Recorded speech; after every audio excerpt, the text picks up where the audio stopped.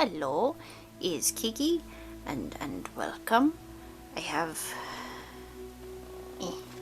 my nice tan sketchbook here with my adorable Foxy. And not sure if this paper is gonna work for this project. But the plan is to just use the alcohol markers out of here, which I have there, in order to make an artwork with the mark. I give up on speaking the words on Milwaukee.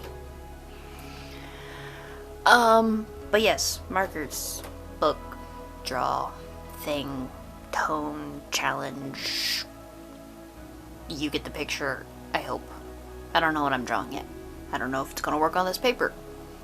We're gonna find out together. So I ended up deciding to go with a sort of mushroom path scene. One, just because you can kind of see him up in the corner there. But on my laptop I have two of Ember Sherrill's, probably not saying her name right, Korok stickers with the mushrooms. And I felt mushrooms go pretty well with the color scheme that I was giving myself. And, yeah. It kind of lended itself to the colors, and so that's what it is. It's a little mushroom scene with little path in there for, I don't know, Smurfs, I guess. Little Smurf path or something. Yeah, it's like a little pixie path or something. But yeah, I had only used a few of these markers at this point for the Linktober. Still can't talk. It's like 4 weeks later and I still can't talk. The Linktober artworks that I did. So I generally kind of had an idea of how some of them looked, but I really didn't know how all of them looked, and I really didn't know how they were going to look on this paper in particular, so I was really just kind of grabbing and guessing and hoping for something that looked good. At one point I did start kind of checking them on my little paper that I have for in between the pages, but that could only really give me an idea because it did look a lot different on the actual tone of paper I'm going to use. But yeah, I like how the colors came out. There were a few that were a tad more pink than I expected, and a few that were a tad more orange than I expected, but I ended up finding a color that kind of let me mute it while still keeping the somewhat tone of the original marker in there, and I like how it came out. I didn't really look up any kind of references or anything. These are just kind of mushrooms out of my head here. I wasn't sure what I was going to do with the actual ground. I didn't know if I was just going to color it in and leave it as, like, just open dirt or something, or what I was going to do about it, and I ended up doing grass on it and then going over it with another marker for the actual ground, and I was kind of stupid. I should have done the ground color first and then the grass.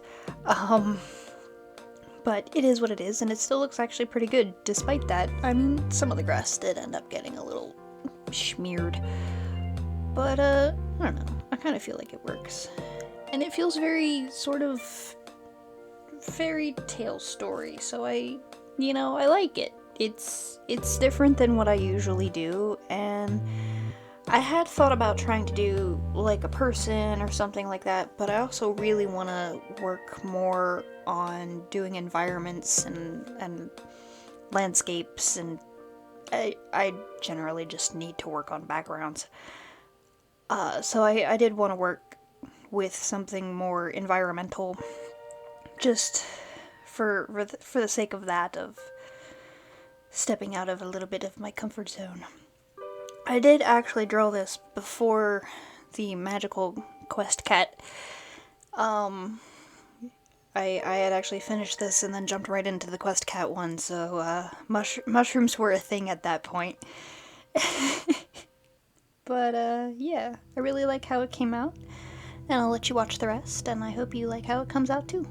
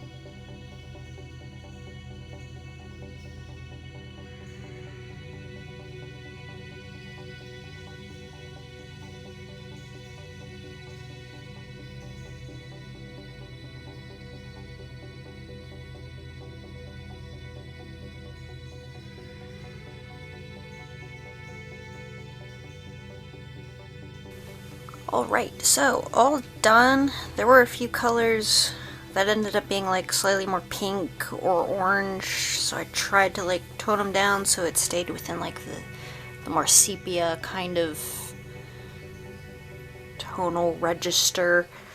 But I'm actually really happy. Well, not actually, I can speak. I promise. I just don't speak well when recording. But I'm really happy with how it came out. I was worried about adding the grass, and there are some parts where it kind of streaked as I went over with the ground color. But I'm really happy with it. I like how it turned out. I didn't do as much like detail as I probably could have. I had thought about using some brown pencils and stuff like that and going in and adding a little bit more detail here and there, but I figured no, I'll just stick with the markers for this one. The bleeding, while it did like show through like perfectly on the back, which is like kind of freaking cool, wasn't bad. Like the paper I had underneath, there's like really not anything on it, even on the parts where I went hard, like here, and like this part where I went over it like 10,000 times. It like didn't bleed through at all, so you know, I know the markers work well and they blend pretty well too. It does kind of suck up the color, but like, you know, it's nice. I like it. I'll just have to see how other colors work on it now. But yeah, so now I know how pencil looks on it, now I know how markers look on it, for the most part. And yeah, I hope you enjoyed my little tone experiment. I know I did. I also got the 36 set of the gray tones from Arteza that at some point I plan on using my gray tone sketchbook and using all of the gray tone markers in, like how I did it with this. So that should be fun. And yeah, if you enjoyed watching my little mushroom path scene thing, totally not inspired whatsoever by the little mushroom Korok stickers on my laptop in front of me, then hit the like button and maybe continue to join me along this path through art on my journey, and I will see you later. Bye.